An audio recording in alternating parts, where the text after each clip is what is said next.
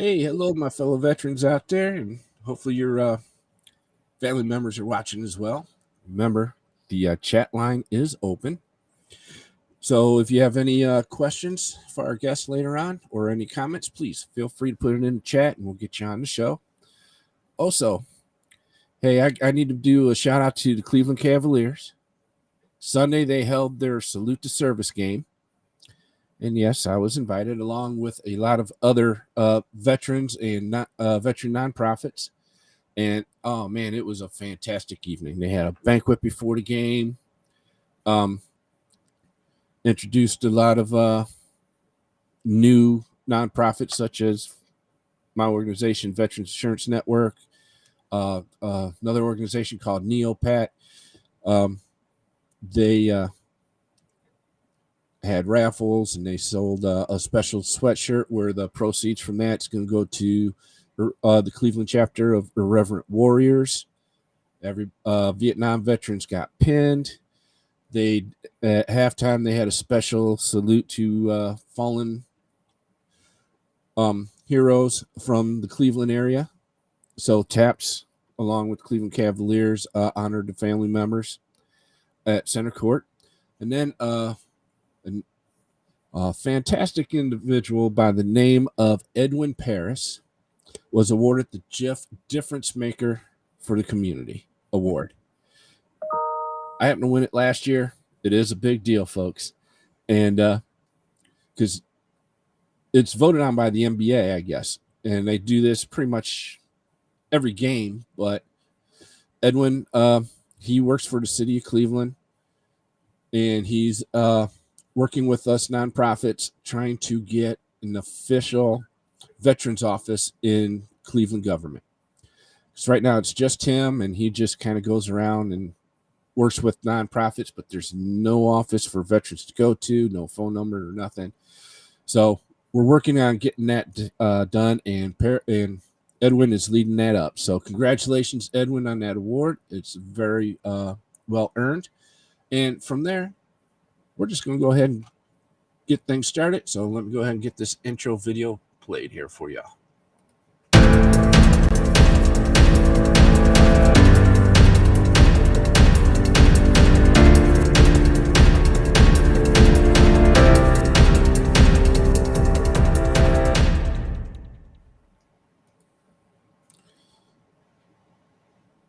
All right. Hey, good one tonight. We are promoting another nonprofit here by the name of Operation First Response. And tonight we have Peggy Baker and Sarah. Sarah, hold on one second. I do know your last name here.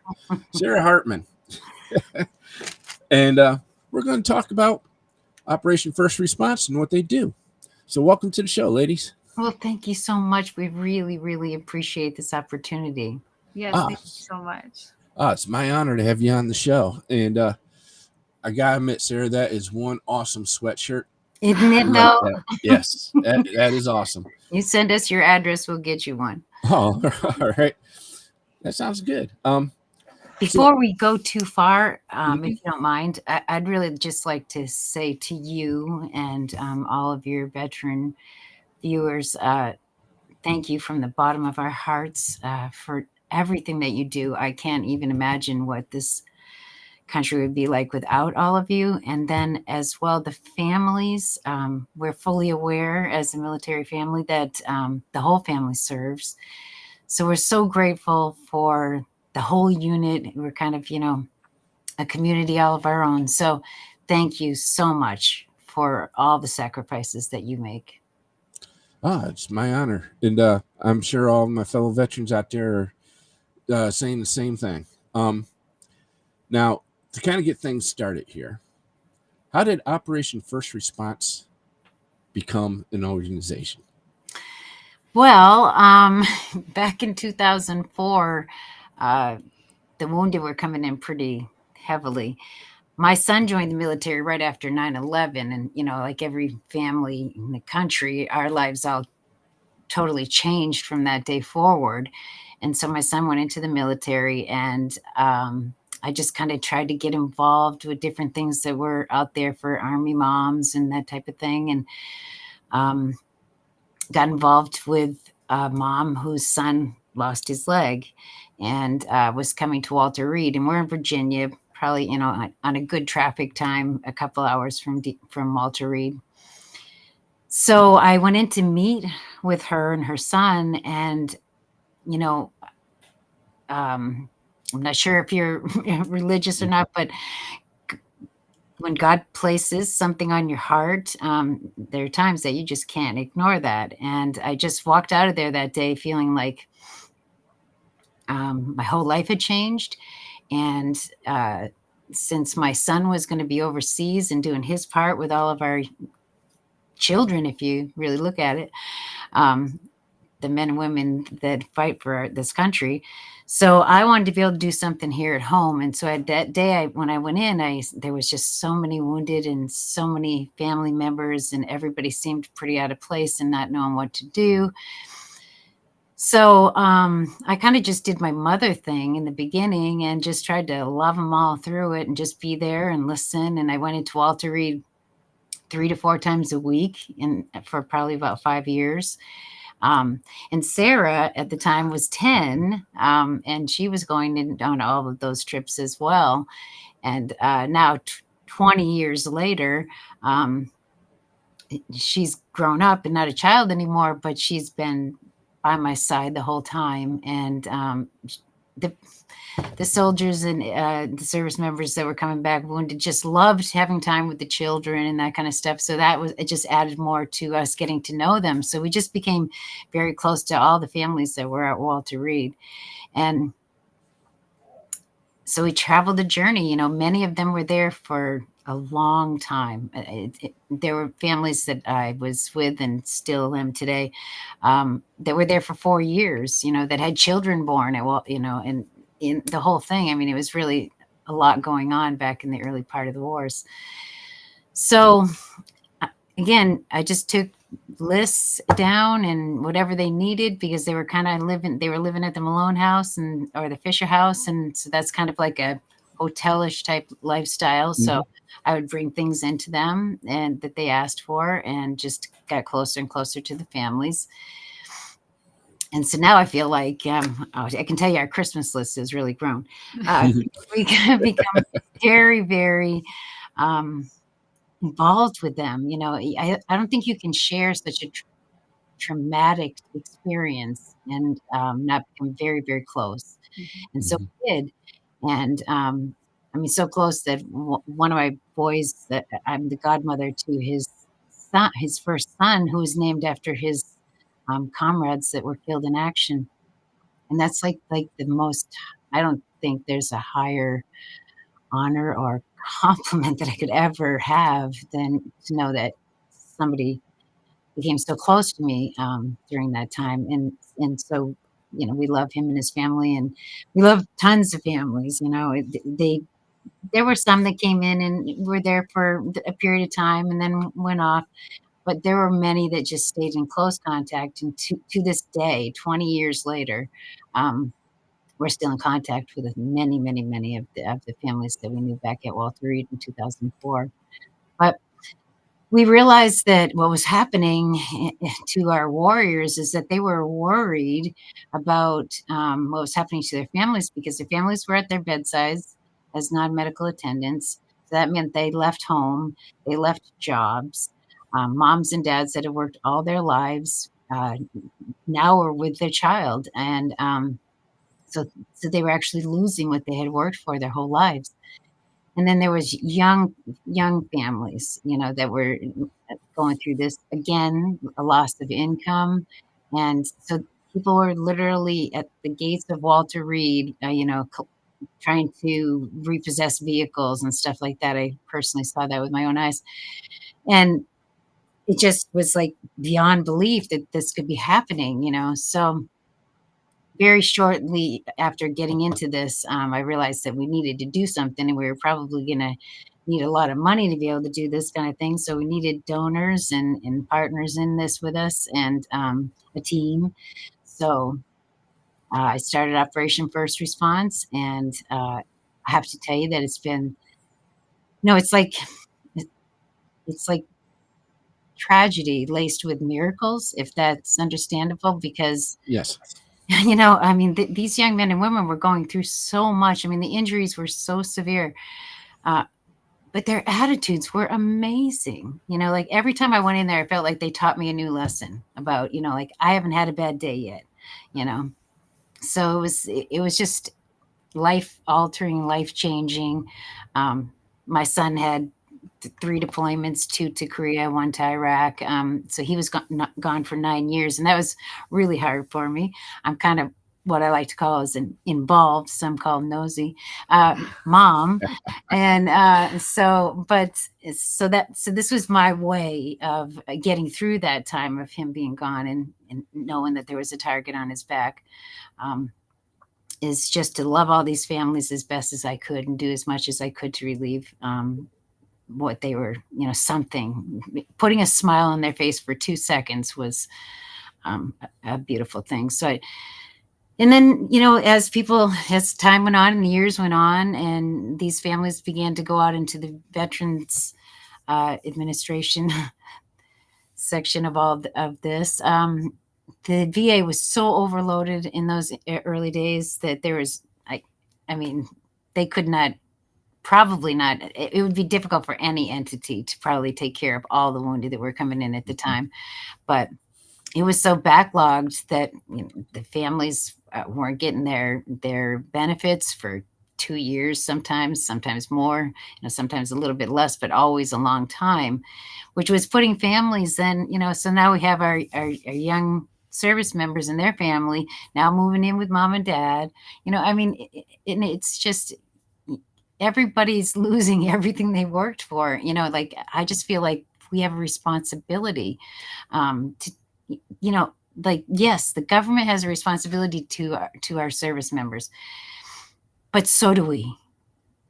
I mean, we benefit from their sacrifices just as much as anybody else. And I feel like we need to be there for them. So, we're an unusual nonprofit because I think that we have great compassion, and we just love these families, and we want to do as much as we can. We're a small organization in the realm of some of the very, very large ones. However, it's kind of like that, maybe small in numbers, but large and mighty in works, Mhm. So we just, it's just been, it's just progressed. I can tell you that I never in a million years thought that 20 years later, Operation First Response would still be here, so now it's like one of my kids, I can't imagine, they'll be probably dragging me out of here kicking and screaming when it's time. Because it's just become my life, my passion. It's not a job, it's a passion. We are not an organization that makes, there are 3 of us that do day-to-day operations. We have a huge load because we do work nationwide, and everybody in the veteran world, knows us, and the VA send the veterans to us. The little bit harder part is the donors, because we can't do it without our donors, and we've had wonderful donors that have supported us the whole 20 years, and we've had new people in companies come on all the time, but we're still in the smaller range of dollars that come in, but the needs are so high, and I can't tell you how difficult it is to tell them that we can't help because we can't handle or don't have the funding to be able to take care of what they need. And with the suicide rates going up, skyrocketing since OIF and OEF, I think a lot of it has to do with proud warriors and not being able to take care of their families. And, of course, just what they went through alone is enough. But when they can't take care of their families, that's a really difficult thing for them. So we try to help out with emergency financial aid, which is our main focus. We help with rents and utilities and car repairs and car payments, Phone food, bills, food phone bills, assistance. really just basic needs. Like we don't pay on credit cards and stuff like that. And we pay the vendor directly because we know that it can be difficult if you're really struggling and say somebody Mhm. gives you, a large amount of money. It might be really hard to do the right thing with it. So that I can sleep at night knowing they have a roof over their heads or food in their refrigerator, we make sure that we pay the vendors directly. And and we've helped. Well, we take count on December 31st of every year, so we're almost to taking count again. But last year we were up to like over 28,000 families that we've Oh been able wow. to serve. Yeah. Yeah, Mhm. I mean that's just like, to me it's like a miracle. It is you really. know and Yeah. every time I've been so discouraged because I didn't know where we were going to get our next dime. I don't know, God just picked me up by my britches and said, oh no girl, you got much more work to do, keep on going.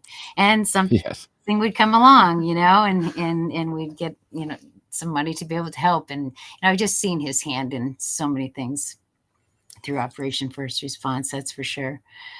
But so we've just kind of watched their journey, traveled the journey with them. We've brought in new programs. We have the Last Mission program that is actually, sadly, many of our veterans need post-traumatic stress treatments. But if it's a choice that has to be made, do I go in and get in-house treatment, or do I make sure that my family has food on the table and my job is, I don't lose my job, and all my bills can be paid and all that, whatever. Mhm. So we try to take that off of their back and take care of any bills that they aren't able to take care of while they're in these facilities, so that they can get the help that they need, so that they can come back to us and learn coping mechanisms or whatever it takes to be able to get through this. But they have so much to offer the whole country. So we want them back into the communities as productive members of the communities, because they have the values that are so important, to Mhm. what made America great. So that we have that program. And then have also realized that, we need to try to help them with jobs. So we've got some training programs with IT, and those classes are completely free. And actually, when COVID happened, and it seemed like our police officers were really getting a bad rep, we decided that we were going to go ahead and add the first responders to our list of help. So we do also help them. But in COVID was pretty tough on us, I think. Yeah. Mhm. We couldn't have events and that kind of thing, so that really made it tough. But somehow we weathered through. We work out of the basement of our home. Thank God, because we'd never get home if it wasn't for that, because it's so busy here all the time. But so we don't have overhead like that. So we have very, very modest incomes, just so that we can survive. We work full time. We're available 24/7 usually. Doesn't matter if it's a holiday. If somebody's in need, we're going to respond. So and then it's kind of funny because before the show we were talking about different organizations not taking, they take care of specific groups of our military. And for us, of course, when we started, we didn't only take care of OIF and OEF veterans or service members, because we were at Walter Reed. Mhm. So, but then one day we got a phone call about a World War II vet whose power was out. And we all looked at each other like, oh my gosh, like, are we going to not help him get his power on because he's not from the right conflict? Like, what in the world, So we ran to our bylaws and to see if we had specified. We had not, thank God. So we've had that incredible honor. I can't tell you how incredible it is to be able to be there for our vets of earlier conflicts. because there's really not a lot of help for those guys. Same as Right. before, there's not a lot of help for you guys. Mhm. So we want to be able to be there for you as well. It just doesn't make any sense to me to limit it to a particular conflict or a particular era. If a veteran's in need, we got to surround him and take care of him. Now, Sarah, you were, your mom said you were 10 when you started. Yeah, I was 10 when I started going into Walter Reed with her, and it was amazing. They were all like family to me. They were my older brothers or sisters, and it was just an amazing experience. And then when I started full time about 14 years ago. So it's been an amazing journey, and I would never have changed a thing, that's for sure. Yeah, because I was just going to ask you, how at 10, how did you handle seeing human beings injured like that? I mean, I never really looked at it like that. I just looked at them as my heroes. So there was nothing that made me feel uncomfortable or hard to see because I cared about them and I loved them for what they were doing for us and what they did do for us. So it was just like a huge honor to be there. I never really looked at it like that. Now, looking on your website, one of the programs that I saw that you do is has to do with backpacks. Mm-hmm. Can you explain a little bit about the backpacks? Yeah, the backpacks are packed with a set of clothing, a bag of travel size hygiene, and a blanket from ladies across this nation for 20 years have been making the most beautiful blankets for us. So they're actually cot quilt size, so that we can fit it into the backpack. And let's see. And we'd like to get cards from the kids, and stuff like that. So if there's something nice that we can add to the backpacks, but those are the specific things that are in them. And they would go to, in the early years of Operation First Response, they were going like crazy. I mean, we were sending them over to Iraq and Afghanistan. I think probably 10,000 or 11,000 went over there. Yeah. All packed by us, all brought to the post office by us. It's really been a family affair. And then Sarah's best friend actually works with us, but we let her go home early tonight. But so the girls, they just give me inspiration for the next generation. I mean, we have to teach our children how important that all of our veterans are, past, present, future.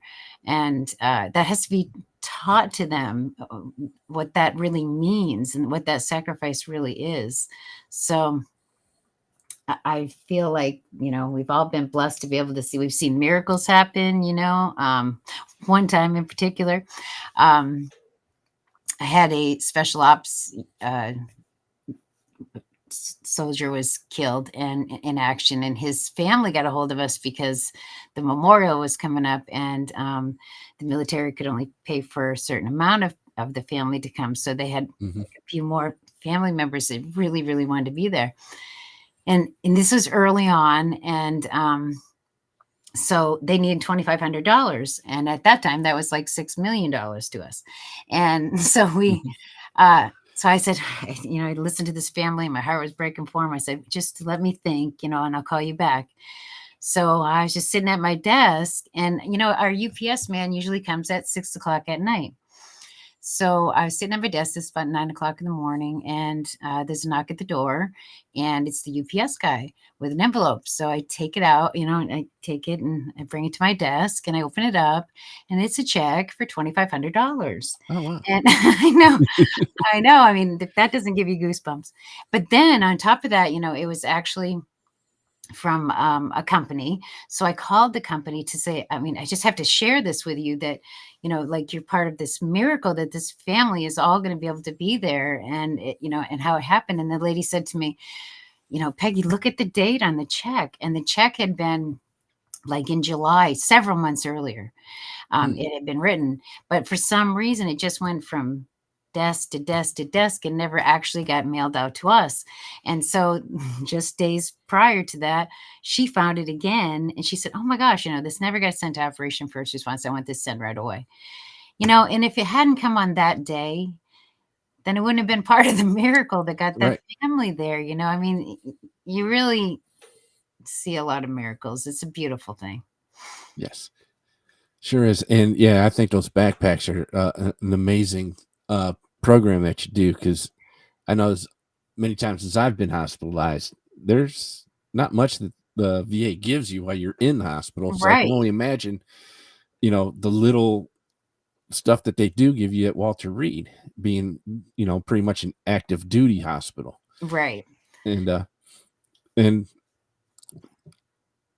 when we kind of already went over some of the prerequisites, I don't think you actually have any prerequisites as far as what's needed from the veteran, because you're pretty much dealing with them being in the hospital or dealing with their family members, and it doesn't sound like you turn anybody away at all. Well, I mean, there are times where we simply don't have the funding to take care of a need, or sometimes it's extremely large and not something that we can handle. But trust me, it breaks our heart as much as it does theirs that we can't help. But we don't. We try very hard to give them other resources. That we hope that they will fall under. We try to get all the information because there are requirements for every organization. And so we try to make sure that we're up on the requirements for the organizations.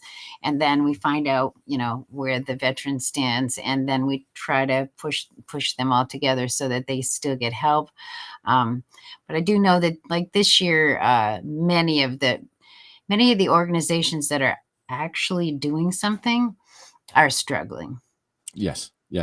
Some of them that I've had on said COVID pretty much wiped them out, and they're Yes. still Yeah. lucky to be functioning. Exactly. we We say feel that every exactly the day. same way. Yeah. Yes. Yep. And you mentioned another organization that I had on recently too, Fisher House. Yes. Wonderful organization. Yes, awesome organization. Yes. And now, if a family comes to you and you happen to have the funds, but they say, "Hey, look, we're trying to get to Walter Reed. We just don't have the funds to travel to Mhm. get an airplane ticket," or do you help them with that? Yes. We do tons of that. In the early years, we were able to work with some of the airlines, and people could donate their frequent flyer miles, which helped us. I was just gonna ask you that, Yeah.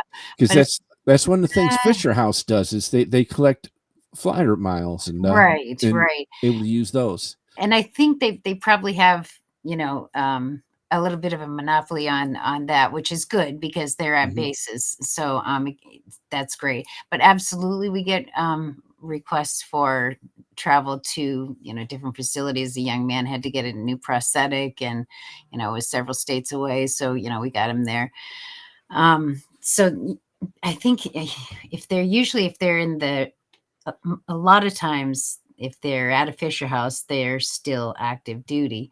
And so for our veterans, once they get out and have to get a new prosthetic or have to have something done, it's not as easy for them to get that done, and so they often need Mhm. help. So we step in as often as we can. Yes, absolutely. See, We now don't that's ever want to say no. now you mentioned one thing where sometimes you just don't have the funds and you do have to turn people away. Mm. Um, Now that's one of the reasons why I started my organization. Building a network with nonprofits such as yours, if you don't have the resources and you don't know who can help, boom, that's where we come in. You can Right. contact us, and then we'll know exactly who can help them at that particular time. Well, you've got a new partner. All right. Because we That's will going to work. definitely call on you for that because it's so heartbreaking. I mean, they get so frustrated and upset, and we most certainly understand that. I mean, I can't even imagine what it feels like to be in their shoes.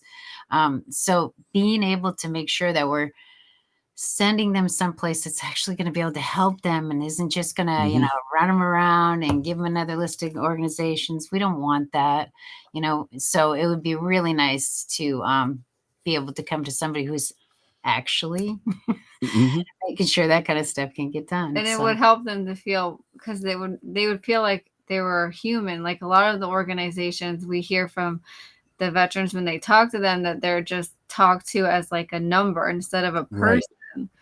And Yes. so when we send them, when we refer out, we want to make sure that we're sending them to a place that cares and that will listen and that they feel like Mhm. comfortable with.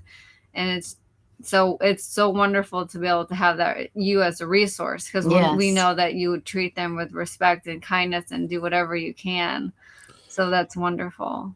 Now, being a disabled veteran myself, and it took me 25 years to get my VA benefits. Can you imagine? There's so many. So, Right? So Yes. yeah. sad. And then going from organization to organization and being told, "No, I'm sorry, we can't help you." It gets frustrating. Of I'm course. sure And it does. and I know it's frustrating to a lot of my brothers and sisters out there as well. Absolutely. And it's time that organizations, instead of fighting for the veterans, I'm trying to word this the right way. Instead of competing with each other to get the veteran to come to them, Amen. how Yeah. about we all work together to help the right. veteran get what they Yeah. need instead of Exactly. competing with each other? That's right. I always say, that there's a whole bunch of pieces to the puzzle, and Yes. each piece is an organization. And if we all come together and we don't care about who gets the credit or who gets, I don't care about that. I just want to Right. help, Exactly. and, it being, as far as we're concerned, being able to, give them to an organization that can help them is just as valuable as being able to do it, but I don't want to send my families on a 3-ring circus of, okay, call this one, call that one, and they're just told no, and they're so frustrated, and I don't blame them. And sometimes they yell at us, and honestly, I don't blame them. No, I don't. I Right. would too. I would be upset. Yeah. Yep. And that's what we're going to eliminate. Okay. Yeah. We're going to take all that stress and frustration away. That's right. And I believe that is going to help bring the suicide numbers down. I do too. I really do Yeah, too. absolutely. Mhm. I really think that they need to be able to find the resources for whatever is their issue, and be able to move forward knowing that people care about them. Mhm. I think that sometimes the fact that we'll sit and talk to them for an hour or 2 hours or, whatever, be up in the middle of the night with them, that means more to them sometimes than Than- anything we yeah. could do, just because we're listening and we care about what's happening to them. Well, they feel heard. They feel like they have a voice. Yeah. See, that's exactly how I felt for the first time when I went to Washington, D.C., when I I advocated for the PACT Act. I was finally heard for the very first time. People not only heard me, but they listened. Now, a lot of people don't understand this, but there's a difference between being heard and being listened to. That's right. Exactly. Yes. When you're listened to, people understand what you're saying. That's right. That's the way I was taught in high school. So, and I felt that way for the very first time. Now, the first time I went, it was the Senate was having their very first hearing on the PACT Act because they had just passed their own PACT Act so-called law or bill, and they were getting ready to send it over to the House. But the House had already sent the PACT Act over to the Senate.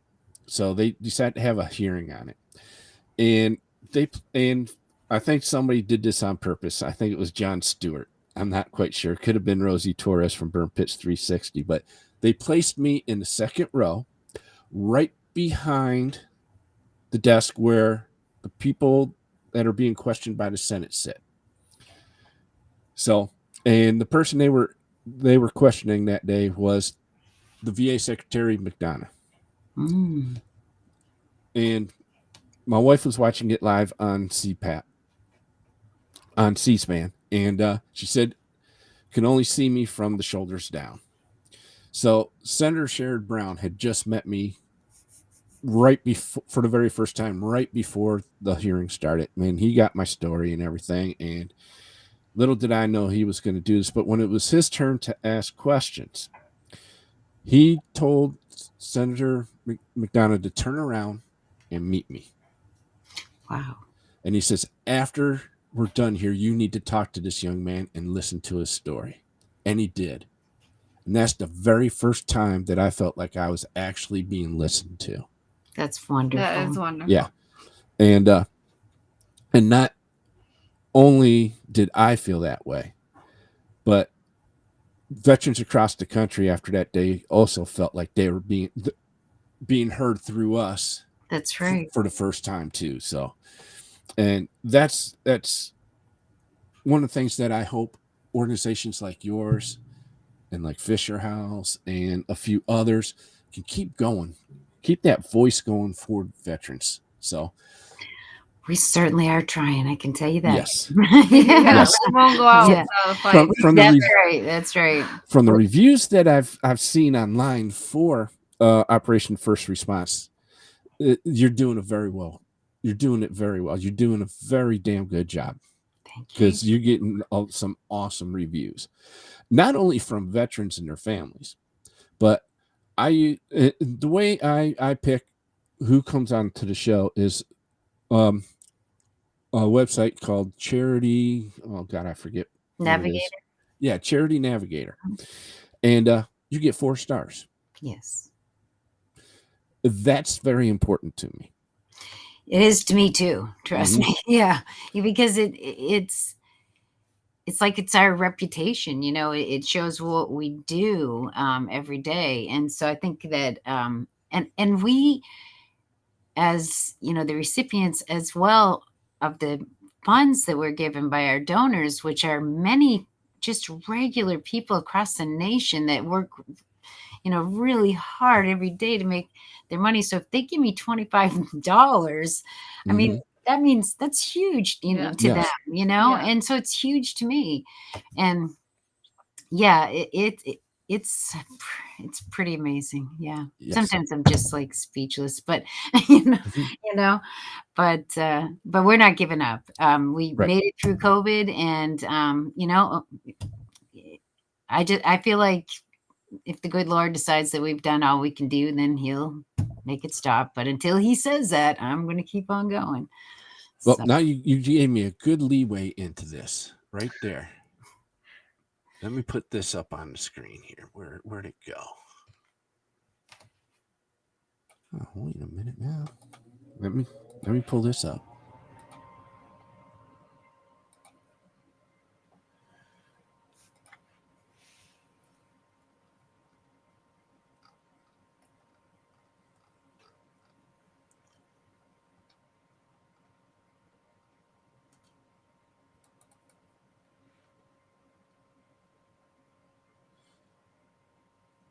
Can't believe I didn't have this ready.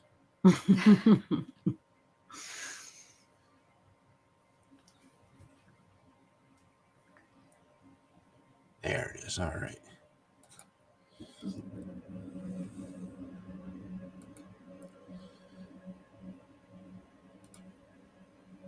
All right. There we are. All right, folks. Let me do it this way. Nope. All right. There you go, folks. If you think this is an organization you can get behind, and trust me, it should be. Operation First Response. The information to get in contact with them if you need assistance is there. If you'd like to donate to help them out, and this is what this show's trying to do, is drum up support for all these nonprofits.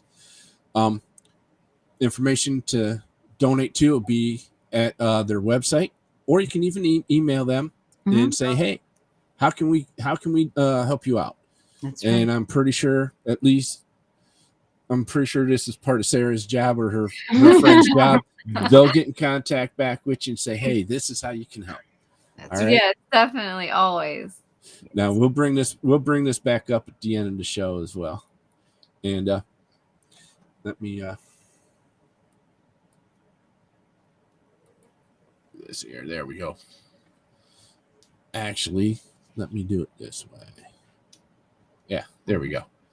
'Cause this way we don't cut you off the screen there, Sarah. Thank you. Oh. Now, I know this is maybe a little bit too personal, but are your spouses or significant others and everything involved with your organization as well? No, No, I think not really.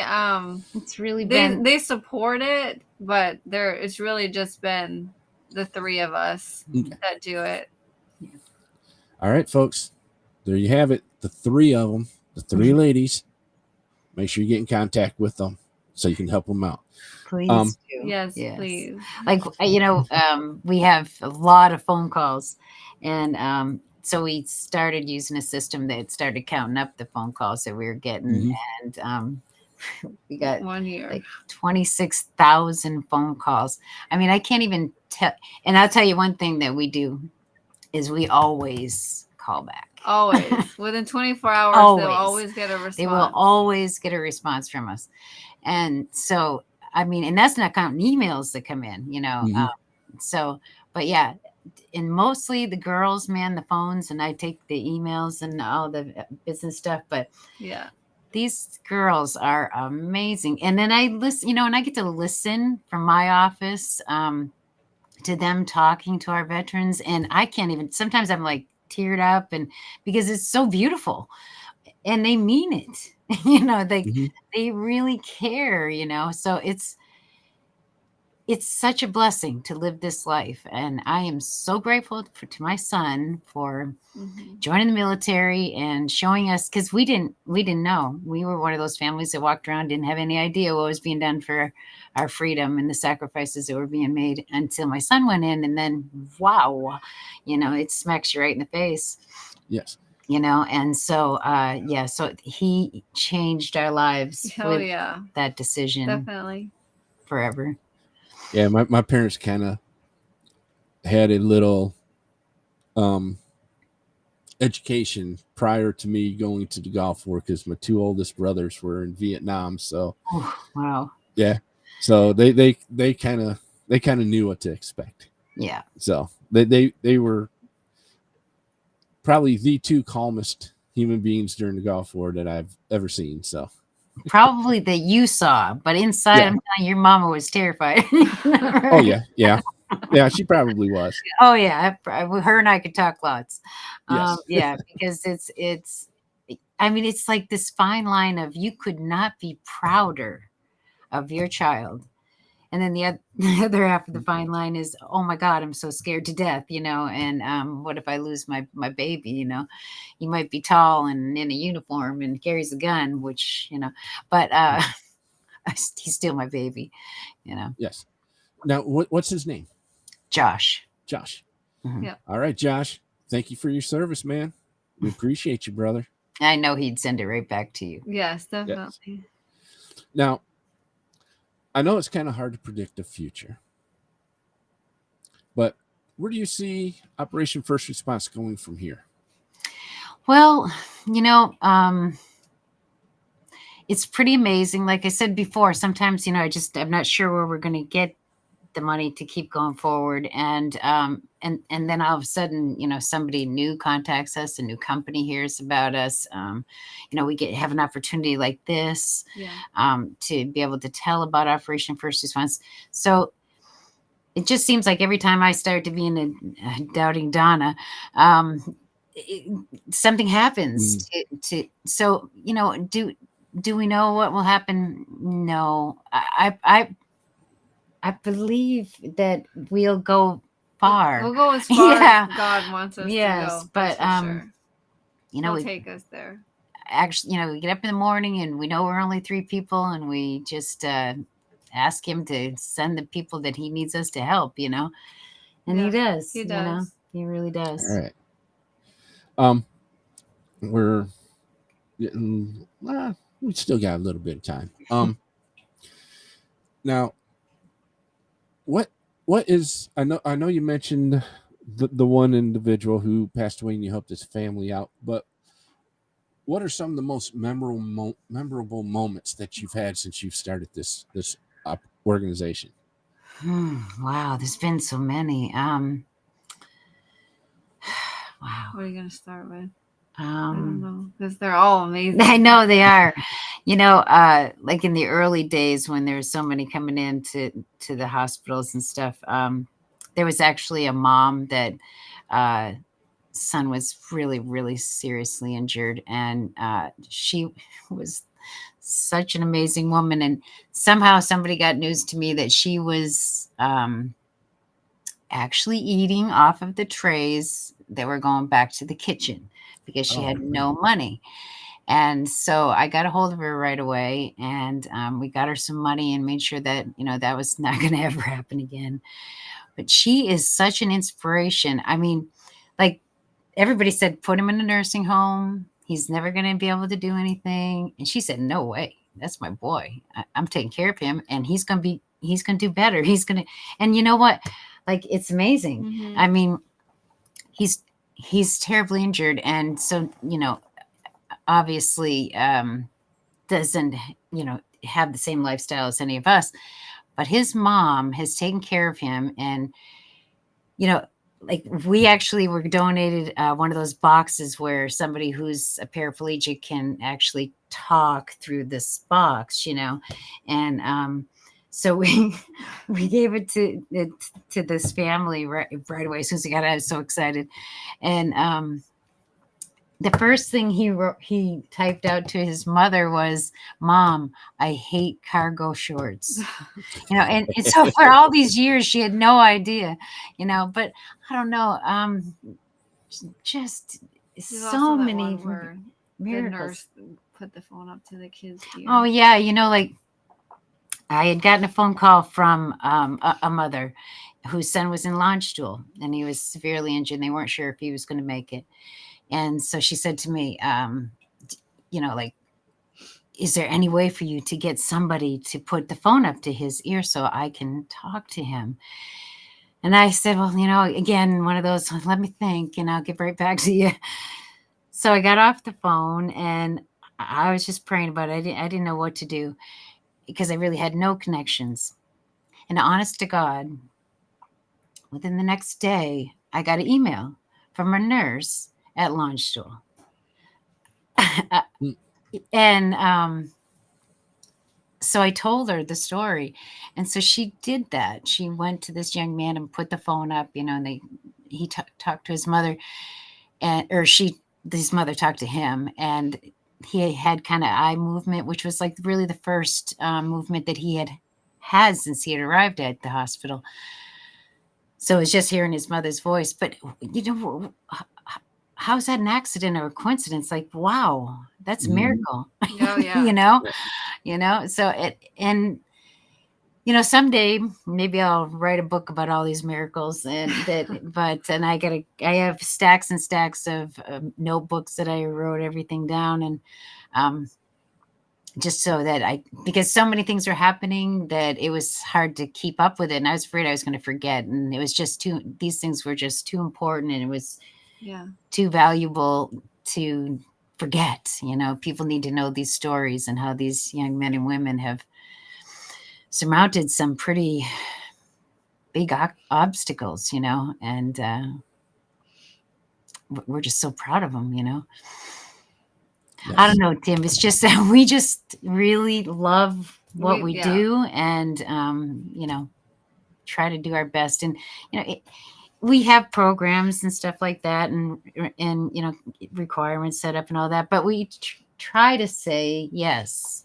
Last thing we want to say is no. Yeah. So if it's something unusual, like we had a double amputee that needed a fence around his yard, and so we were able to help with that. I mean, we've just if something comes to us, we just try. And thank God, that's all we can ask for. Yeah.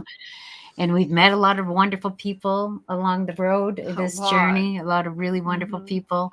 Matter of fact, this year was a sad year for us because we lost a really important team member to cancer. And so we've all been kind of, having a hard time with that. Yeah. We really miss him, and he was a vital part of Operation First Response. But he will always be in our hearts, and he was such a wonderful patriot. He just felt the same. That's the great thing about us, is that everybody we meet and anybody that's on our team feels exactly the same way as we do, And our team's been pretty much the same team for 20 years. Yeah. Oh, wow. Yeah. That's awesome. Yeah. Yeah, because at some of the larger nonprofits, their teams change constantly. Yeah. Oh, yeah. So nobody knows what they're talking about, or that's not the case here. No, we've been really blessed by the people that are on our team, and how much they care, and they just feel just exactly the same as us. Yes, Like-minded exactly. people. Yeah. Now, I can't believe I'm going to do this live on the air, but Veterans Insurance Network right now is in the middle of its second annual Christmas card drive. Oh, wow. To bring Christmas cards to veterans that are going to be hospitalized over the holidays. Okay. We do this in conjunction with the Cleveland Cavaliers Cavs Care Team, their charity. That's wonderful. And they help gather up Christmas cards as well, and then they come and help us deliver them in the hospital. That's really wonderful. Now, you have connections at Walter Reed. Last year, we had so many cards. I was calling nursing homes to see if they had veterans in them. I was calling other hospitals to see if they had veterans in them. If I have an overabundance of Christmas cards again this year, would we be able to send them to you, and you have people distribute them at Walter Reed? Well, to be honest, Walter Reed doesn't accept them. But I mean, you could send them to, or send some to us anyway, and we could get them to our local nursing homes. We have the Richmond VA. That'll work. So feel free to send it. We'd be honored. Oh, yeah. We'll get them to veterans for sure. We'll get them to veterans. Yes. Yeah. Mm-hmm. All right. Fantastic. Now we are starting to get close to the end of time here. There's always one thing that I do. Well, matter of fact, since we just brought up the Christmas cards, let me bring this up here. All right. There's our little card there, folks. So if you're watching or listening and you want to get involved with this Christmas card for veterans, you can contact us here at Veterans Insurance Network, and we can let you know how you can help out. That's awesome. Or if you want to send Christmas cards, all we ask is you put a positive message for the veteran in the card. You do not have to put your name on them. Leave the envelope unsealed. Okay. We understand that completely. Yes. Yeah. We have the same requirement about cards. Yeah. Yep. Leave the envelope unsealed, and we'll make sure veterans somewhere in this country will get your Christmas card. That's right. Yeah. Can you send me that flyer? Because I can put that up. Please do, and we'll put it out on our social media too. Yeah, definitely. People really enjoy that. They do. Yeah. Yeah, because I live in a town called Twinsburg here in Northeast Ohio. And last year it was our first year doing it, and the city helped me. Well, it's a town. It's a very small town. Over 1,400 cards. Wow. Wow, that's amazing. And we went, and when we went to the hospital, there were still COVID restrictions and everything, so they let us only go to a couple floors. And the rest of the floors, they said we couldn't even drop cards off for them because of COVID restrictions. So then there's a veterans home in Sandusky, Ohio. They took some cards, and but they wouldn't let us visit the veterans at all either. And they just said that's just their rules, and I didn't understand that, but they did take some cards. So, and we had cards left over from last year that we're going to be using for this year. Okay. And the town has created a a contest to see if we can break how many cards we had from last year. Awesome. So they're shooting for 2,000 this year. Well, we're going to help you. Yeah, we And can then, help that. then that's not even including the cards that the Cleveland Cavaliers gather. That's wonderful. So yes, I'm hoping we can distribute them and expand this program. Absolutely. as we Please can. allow us to help. We'd be honored. Yes, definitely. All right. Now, also, I've already told you about my brother. So I do this at every show at the end. All right. Remember when the crisis line used to be a 1-800 number? Mm-hmm. And then you had to dial another number and hope you didn't get a voicemail. Right. The VA's changed that. And I think y'all are starting to get accepting this new number, because videos are popping up all over the place on TikTok, on YouTube, where veterans are actually calling 988, press 1, and they get a certified therapist or counselor on the line right away. That's great. That's amazing. I don't know if you've seen this one video. A police officer sees a truck pulled off on the side of a highway. He pulls up, and he walks up to the truck, and it's a veteran just sobbing away. And the police officer asks him what's up, and he says, "I'm on the crisis line with the VA right now." Oh yes, I saw that. I know what you're talking about. I use that video when I give talks about veteran suicide.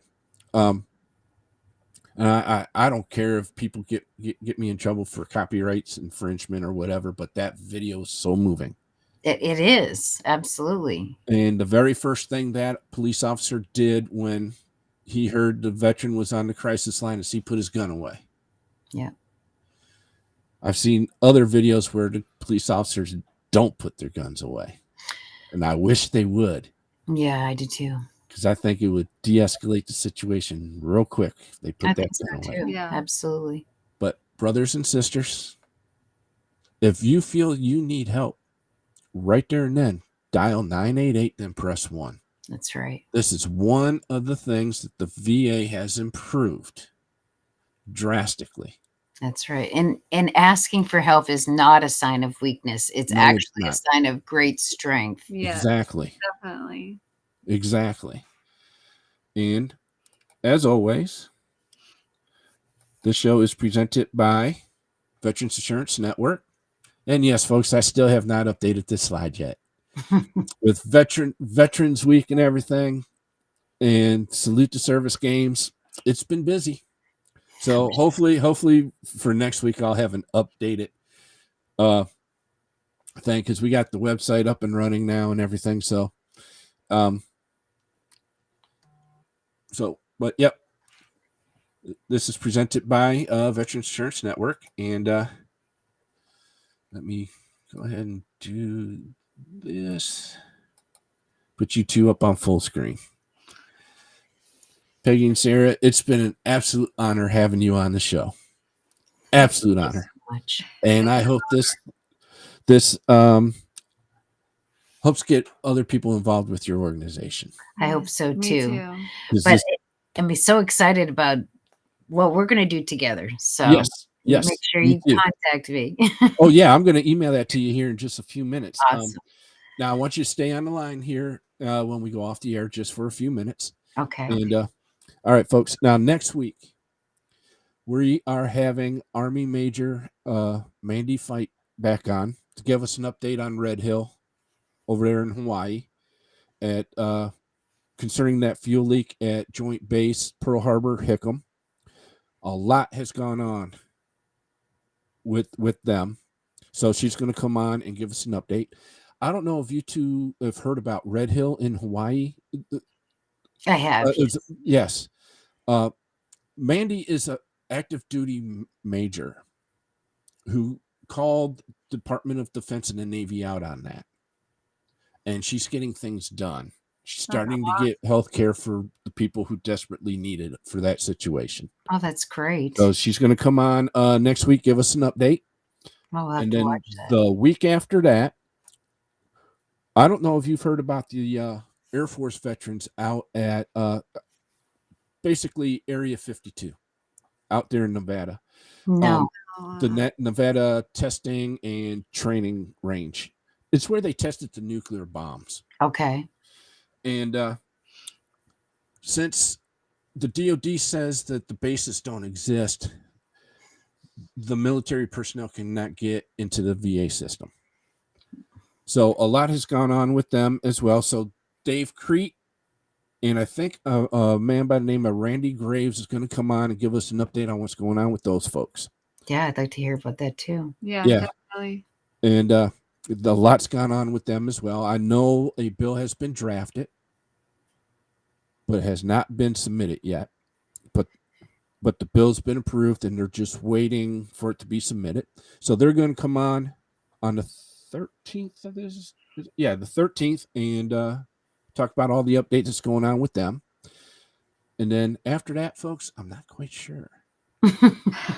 I'm in talks with the USL.